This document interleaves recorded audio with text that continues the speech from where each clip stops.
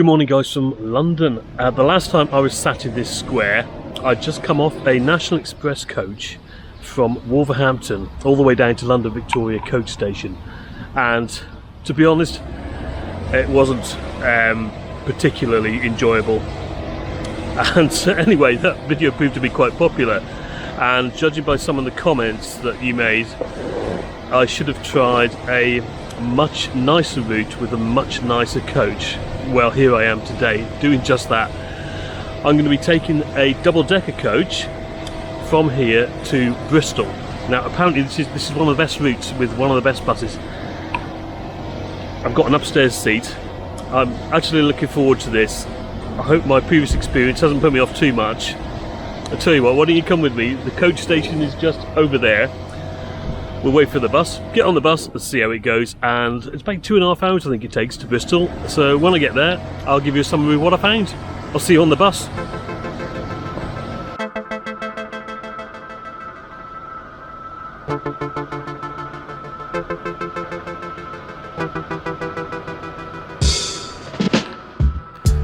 Well, I think the only way to enter Victoria Coach Station is through the front of this fantastic 1930s Art Deco building. And for a bus station, it's pretty distinctive, isn't it?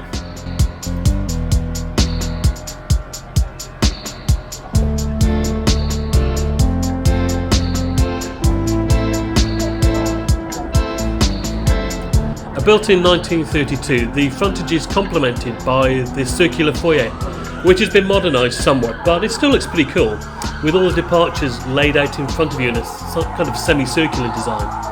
And with all the barriers you've got to negotiate at the moment, it's really easy to miss this fantastic tiled floor with the compass motif right beneath your feet. Oh yeah, so I'll show this to you. Yeah.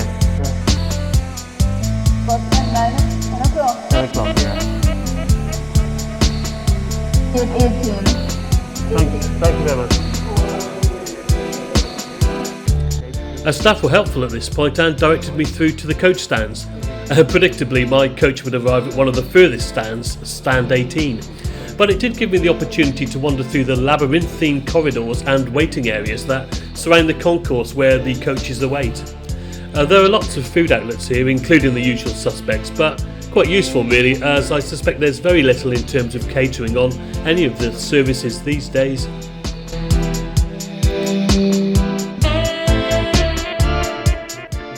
There are lots of comings and goings here, as you would expect from the busiest coach station in the UK, mainly National Express, but I did see Flixbus and Megabus, neither of which I have tried so far incidentally.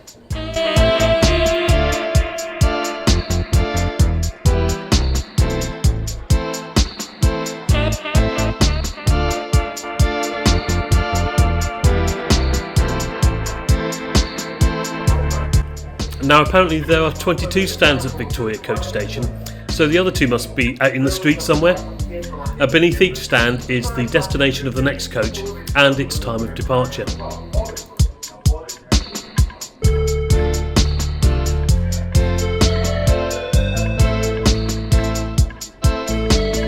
Well, I knew today that coach service 040 from here direct to Bristol would be a double-decker which featured premium seating, and I'd planned my booking accordingly. I'll tell you how much it cost in total at the end of this video, and do you know what, I think you're going to be really surprised at the price I paid.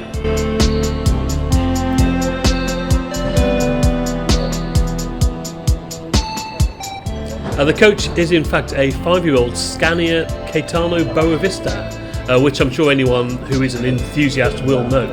Unfortunately, my knowledge of the vehicle only extended as far as establishing that the driver's name was Nick. Well, I assumed it was anyway. And Nick checked our tickets and interestingly performed a temperature check on everybody's wrists. Well, I hadn't seen that before, to be honest. Thank you. Anyway, I boarded the bus and followed the sign upstairs. I had reserved seat 1D for this journey, which was right at the front on the right. And obviously I knew this already, but the guy sitting in 1A did insist on telling me it was a reserved seat anyway, so predictably he was met with a suitably grumpy response, but of course he didn't know that I'd only had a couple of hours sleep the night before, to be fair, so I do apologise if he does happen to be watching this video. And my first impression was one of plushness, and yeah, there's definitely an air of exclusivity attached to sitting in these front seats. As well as the sticker in the window, there was a cardboard reserved sign attached to the seat belt, which I thought was a nice touch. The premium seats spanned the first 3 rows, I think, of the upstairs section, and they were very comfortable. I did wonder whether I'd still be thinking this after a couple of hours, but I love the mood lighting beneath the seats. What do you think? I reckon it's not a big thing to install this, but it really adds to the experience, in my opinion. And it would look super cool at night. Above each seat was an air vent and individual reading lights, which I wouldn't be using today, but again they would be handy at night. I did feel an air of superiority as I gazed down at the single-decker coaches alongside. Yeah, I was really looking forward to this. While on board, to help reduce the spread of COVID-19. Keeping your face mask on not only reduces the risk of COVID-19, but also helps other passengers feel more secure on their journey. Please note that this does not apply to children below the age of 11 and those who are exempt. When using a mobile phone, please use messaging apps rather than voice or video calling to avoid removing your face covering. Seating policy. Under UK law, you must wear your seatbelt whenever you are seated. Customers with children wear a face. As we left Victoria, an automatic safety briefing was played, telling everybody about the you-know-what. Interestingly, it started going on about using text messages instead of voice calls to reduce the risk of spread. I've never thought about this before. Have you?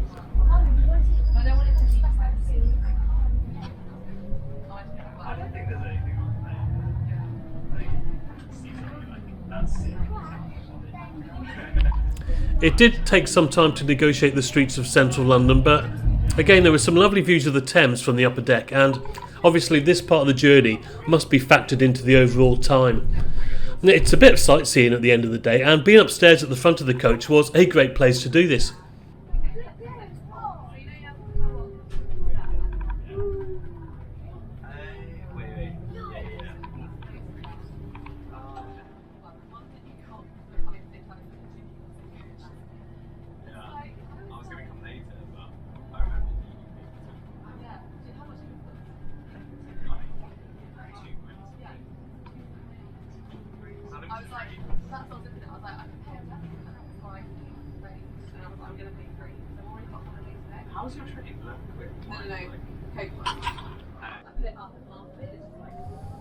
Anyway, before too long we'd made it out of the traffic, for now, and onto the open road. It was time to make some progress on the good old M4 motorway.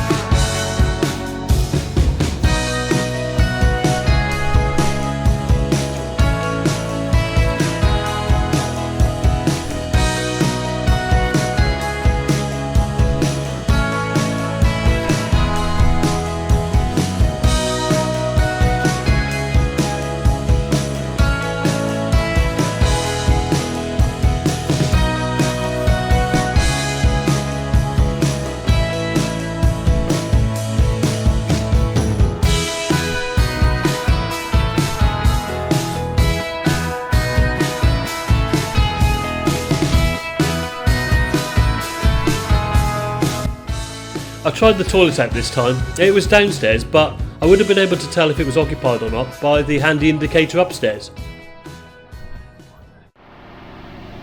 Yeah, it was small, but everything worked, apart from the soap. There was hand sanitizer in there though. I just about managed to turn around in this small space, but at the end of the day it serves its purpose, and that's what matters. One thing I was glad about was not having to sit next to it. I did enough of that in my younger days in the US, spending hours and hours on Greyhound buses. Had good times though.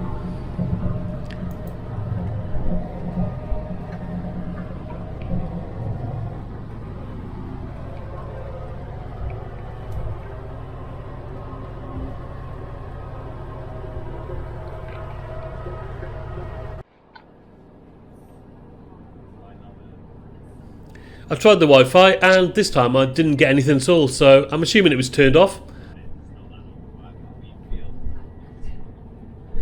I'm not going to expect Wi-Fi on these buses anymore. I think if it works, it's a bonus in my opinion. They do seem worse for reliability than the trains, but that doesn't really bother me anymore, to be honest. I'll just use 4G.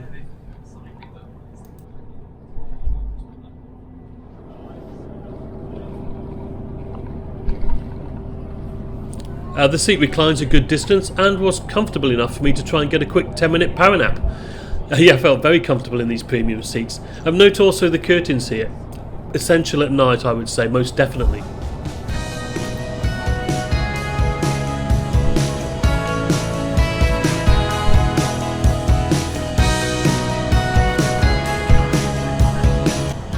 Along with the better legroom, there is a really large table in front of you to put your stuff on. Mainly crisps and gadgets for me, so I was grateful for the abundance of USB charging points.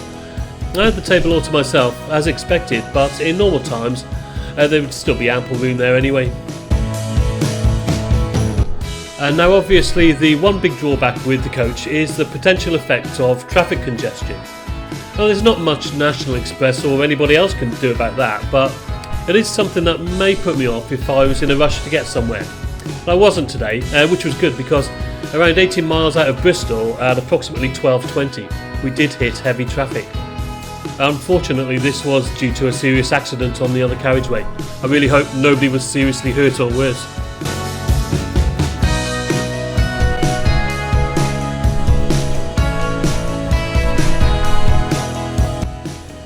We passed the peasants in the megabus shortly after reaching Bristol. Our arrival at Bristol was timetabled at 12:45. There was no way we were going to hit that, but quite handily, as traffic slowed again, we were able to use the bus lane to hasten our progress.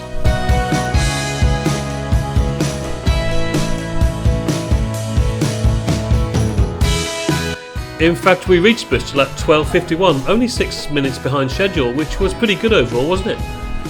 And now with regards to the price, I booked this direct with National Express and I paid an amazing £2.90 one way, and then plus a further £5 to upgrade to premium seating, which made a grand total of £7.90. Now I think that's fantastic value for money, and incidentally I've seen tickets for as low as 90p for this journey, which is absolutely amazing, that, isn't it?